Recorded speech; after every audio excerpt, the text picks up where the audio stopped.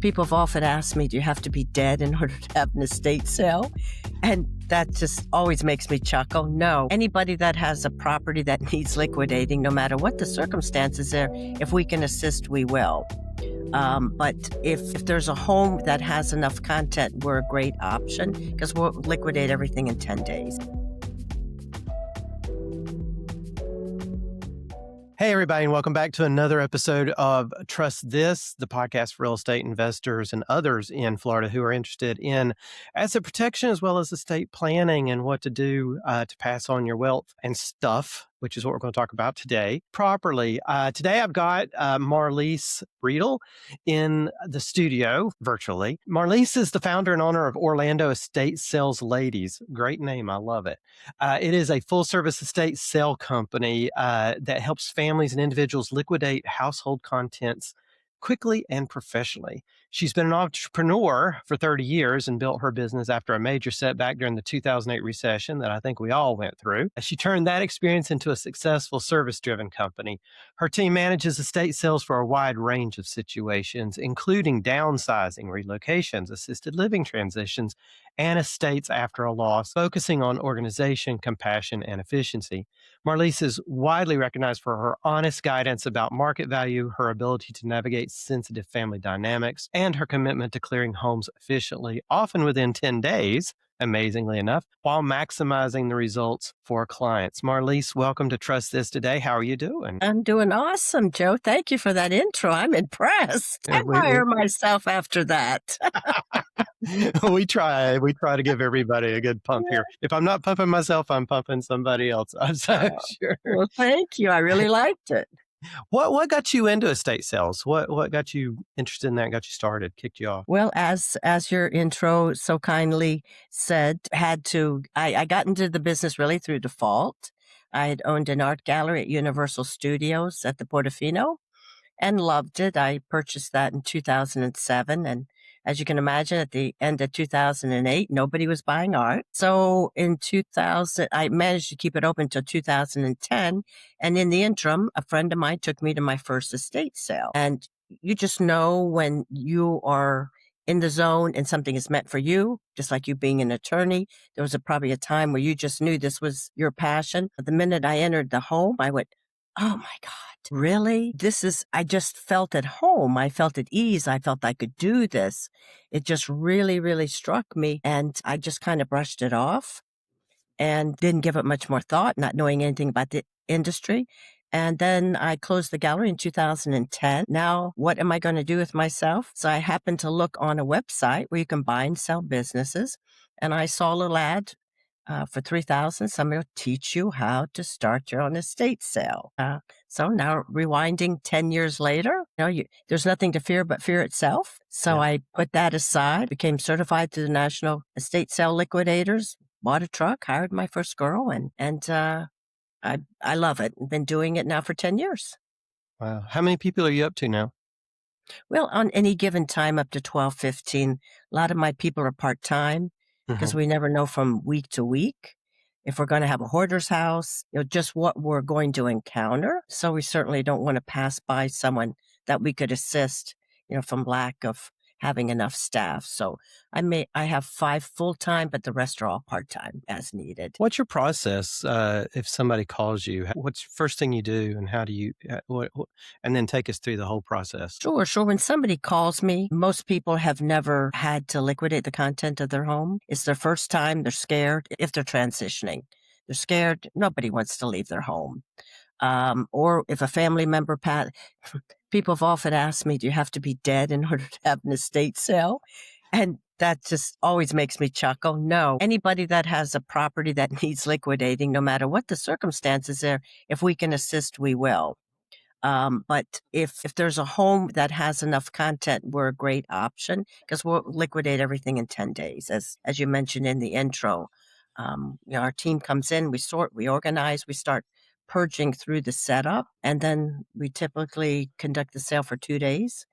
And then we ask to have access through the following Tuesday, because I can't guarantee 100% will sell in today's market. Baby boomers have a lot of the baby boomers seem to stop purchasing furniture and mainly furniture in the 80s and 90s. And that's really so hard to liquidate. So I partner with Salvation Army. They're a charitable organization. I think it's a great nonprofit. Plus, they'll guarantee that I'll clear out everything in 10 days. You said a mouthful there about the baby boomers.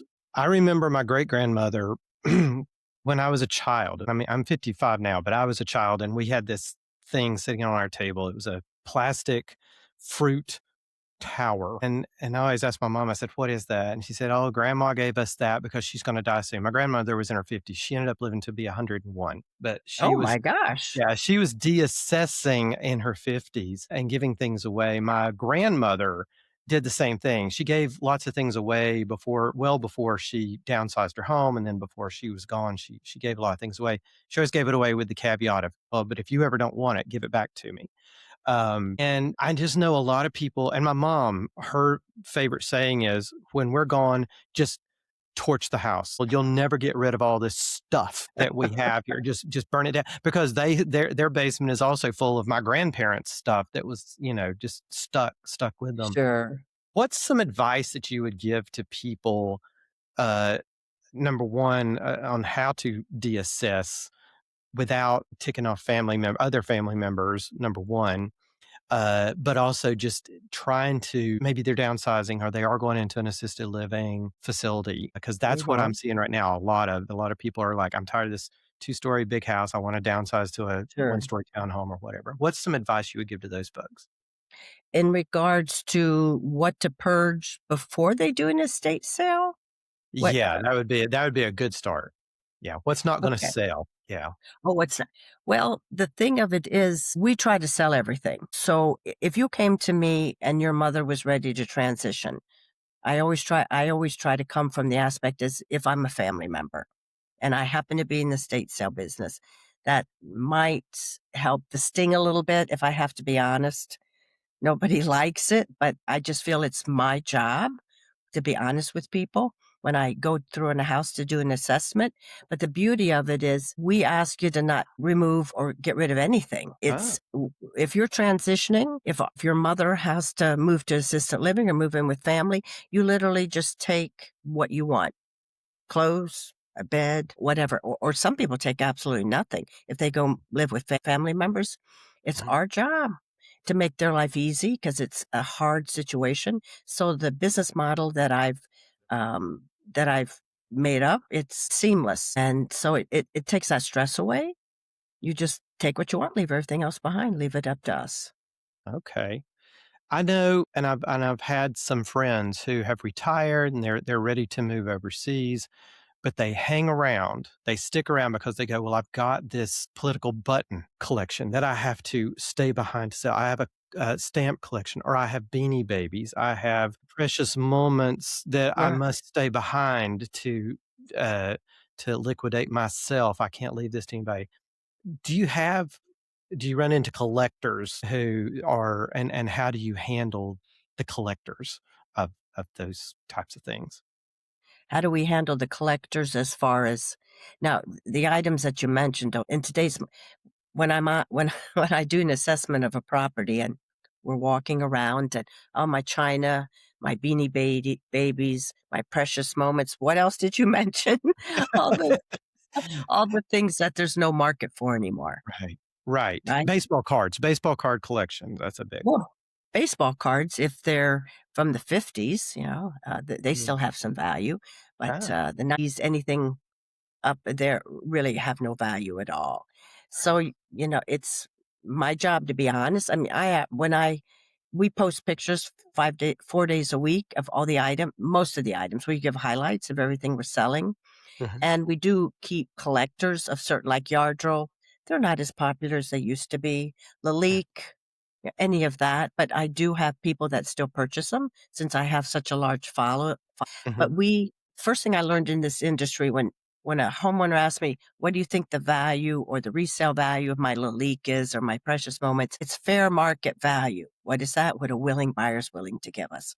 Of course, if an item is more desirable, say an item sells for $100 on eBay, we certainly can't price it at $100 and not what something's asking, but what something is sold for. And of course, eBay's a global audience. We have to micro it down to Central Florida. If something sells desirable for eBay, say for $100, we'll have to lower it maybe 20% from that starting, because is somebody going to drive, get in the heat all the way across town, stand in line, find it in the house to pay the same price as eBay? So no, that doesn't make any sense. So we'll price it 20% below. And the next day, if it sits at the end of the day, we'll let it go for 60% off. Because obviously that 60% off that Saturday afternoon, that was the value of that item, right? Right. Right. And what I try to explain to homeowners is, how many years have you had what you've had? I've had it 30 years, my collection for 40 years. Well, you loved it. You were able to appreciate it. It's serving no one in your family now. So let it go to somebody else who appreciated it as much as you did. And sometimes that lessens the sting a little bit.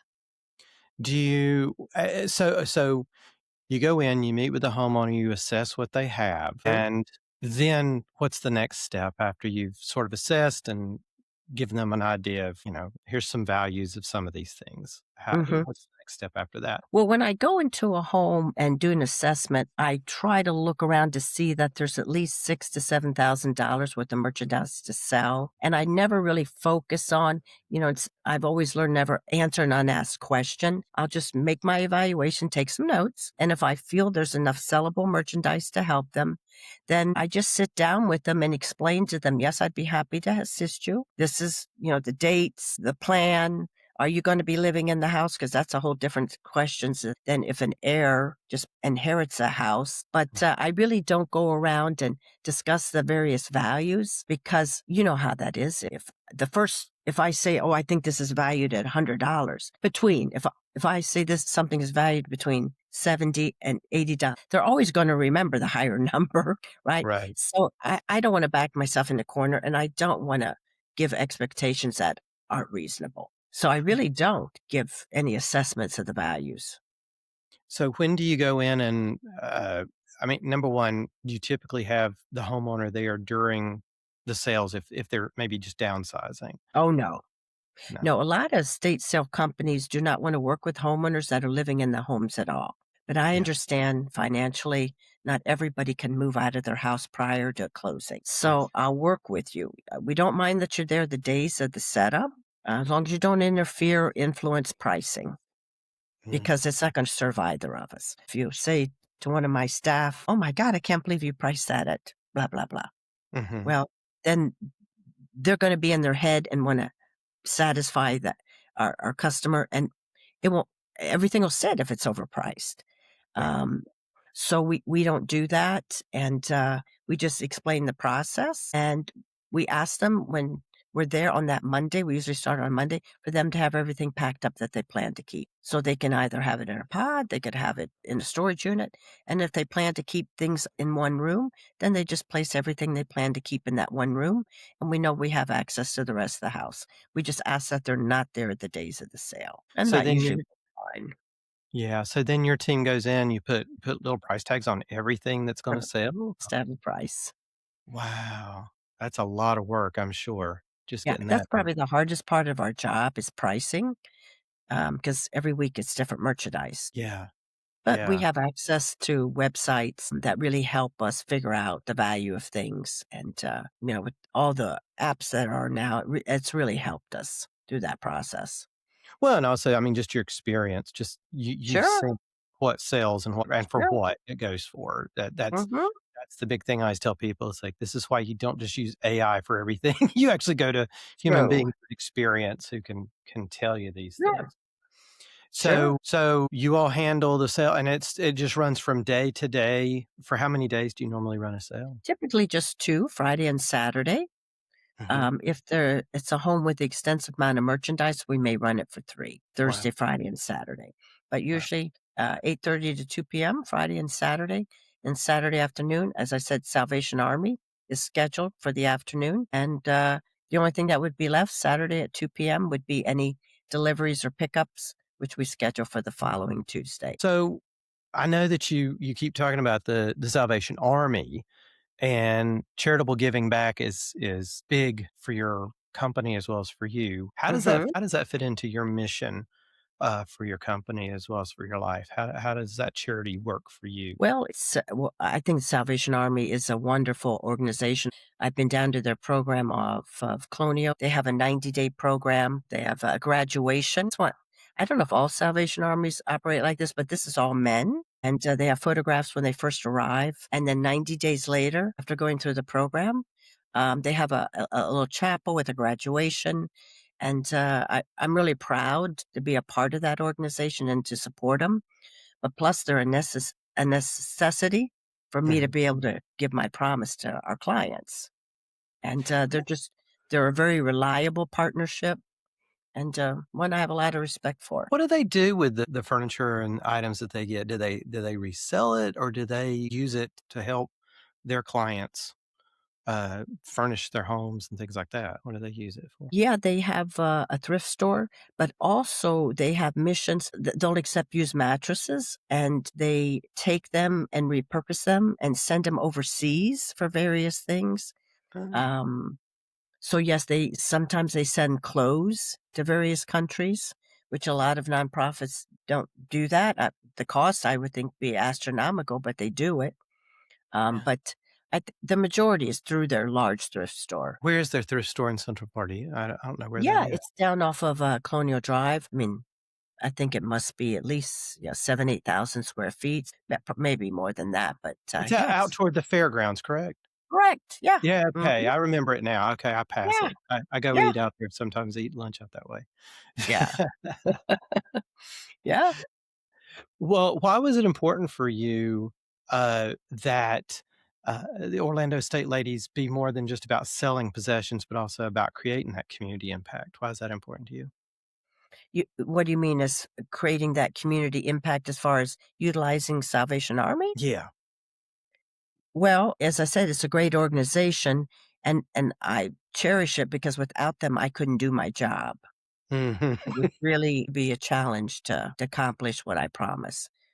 Yeah. Said you've had hoarder houses.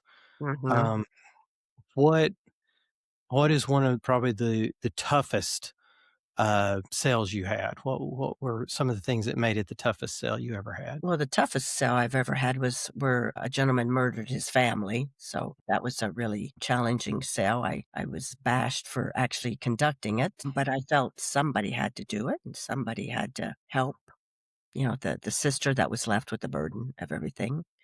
Um, uh, the hoarder house where the daughter had to be put in charge of her father, and he was very ill and could barely get out of the house, and, it was quite an overwhelming task for her to have to face, and quite frankly, at times it's embarrassing for the families, Mhm, right? To have to show to anybody condition that their family member was living in, and mhm, that's my job, my passion, to put people at ease, you know? mhm.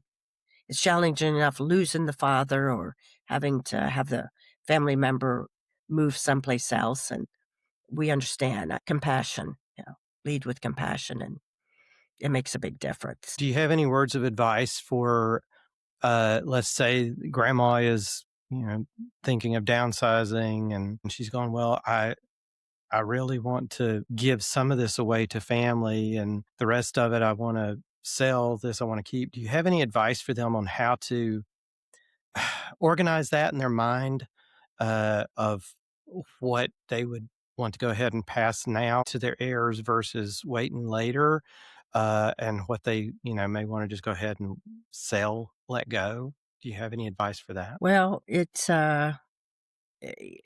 hard. I've sat with a lot of children. They'll call me and say, my parents really need to it's time for them to make a transition, but they're just not ready to. So I try to meet with them and make them understand that letting go isn't easy. Nobody does. I've conducted estate sales where people have actually said, "Oh," because I always say, "What's your situation? What's going on? How can I assist?" And they'll always tell me the story. I've had people that said, "Oh, I had an actress from Walt Disney World, and her husband was from Scotland, and she said." We've had enough here. We're going to transition to Spain. and we're going to leave you the car, the house. So they just handed me the key and moved to Spain. But yet she had called me quite often prior to that, being anxious, even though it's something they wanted to do. Nobody likes change, and it's hard. So just letting people know you're not alone. Other people are going through this. Lead with compassion and to make them understand it's normal what you're feeling. It's okay. Sometimes people are harder on themselves, but to get them to realize it's time to give things to their family, that I don't really get involved in. People call me and ask me, do you come and sort and help me decide what to keep and what not to keep? No, I partner with people that do that. Mhm. I pretty much just come in when they're ready and try to listen to their story and be there for them Mhm. and, make them feel comfortable that it's okay. That's interesting, the story about, the folks who were just leaving the country and gonna Yeah. leave everything. We're starting to hear a lot more of that too. Yes. A lot of people are realizing it's cheaper. Their money goes a lot farther overseas, so they're retiring Mhm. overseas, and they go, "But then I've got all this stuff here I've gotta do something Yeah. with." And an estate sale, again, I think a lot of people think of estate sale, they think somebody's died and I have to sell everything in the house. They don't think of all these other situations where Right. these services are invaluable, Mhm. that they don't have to worry about it. They don't have to worry about Right, it at right. all. But yeah, I'm just going through the questions here the producers give me. No problem. Um, One of the things I always ask all my guests before they leave, and I think that you definitely do this, even though it may not be worded this way. Our mission is to help people aspire to a better life. And so we always, and I believe it sounds like that's definitely a part of your mission as well for your business. Um, who is someone who has helped you aspire to a better life? Who is someone? I would have to say Bob Cheatham at 30 when I couldn't figure out what I wanted in life, couldn't figure out why I didn't wanna go to college like everybody else, what was wrong with me. I knew I had a lot in me, but who am I, right? I always admired people. I don't know about you, you're a lawyer, so obviously you went to college, that always knew what they wanted to do at 18 or 21. It took me to 30, and, he was my neighbor, and I would talk to him about things and what am I gonna do? I'm already 30, blah, blah. He says, "I think you're an entrepreneur." And I thought, "What? What?" And so he became my coach. He helped me start my first business. He helped me get my first funding, and even today, he's still my coach. So Wonderful. he believed in me. He saw something in me that I didn't realize I had, and so yeah, I'll always be grateful to Bob Cheatham for his help. Oh, that's great to hear. I love it when people talk about their coaches, people who their mentors, people who help to get them there. A lot of folks just talk about their spouse or their parents, but it's nice to hear Uh-huh. also about people who are completely unrelated to you, Yeah. who just help you. Which is what I'm big on, going back, helping people along with that. Well, Marlise, I want to thank you for coming. Orlando Estate Sales Ladies. I didn't ask you what counties do you cover? All of Central Florida. We go as far Kissimmee, St. Cloud, Claremont, Celebration, DeLand, kinda that. Okay. Yeah, that would be We the well, we have people from all over the world who uh, contact us and who listen to us. So let's say there's someone in North Carolina or South Carolina. Could they contact you and you could at least tell them where to go, or do you have a Sure, website they could go to find sure. someone local who does this? You mean, just as somebody that needs an estate sale in, the Carolinas? Right, right. They may be in Georgia, maybe in North Carolina, maybe in New York, Sure, California. Okay. sure. Estatesales.net is in every city.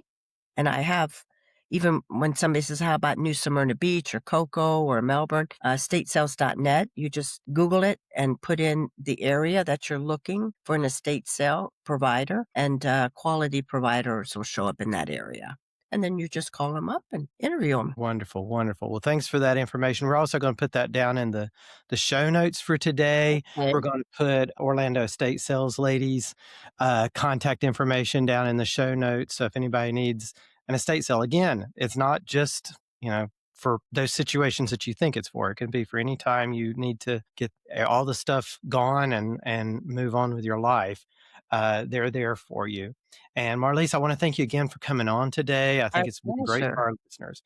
But thanks for coming in. And until next time, Thank you, Joe. everybody, until next time, everybody, trust this. Thanks for listening to this edition of Trust This. If you got something out of it, please press like and subscribe and give us a 5-star review to help us reach others who can benefit from this series. Until next time, keep aspiring to a better life.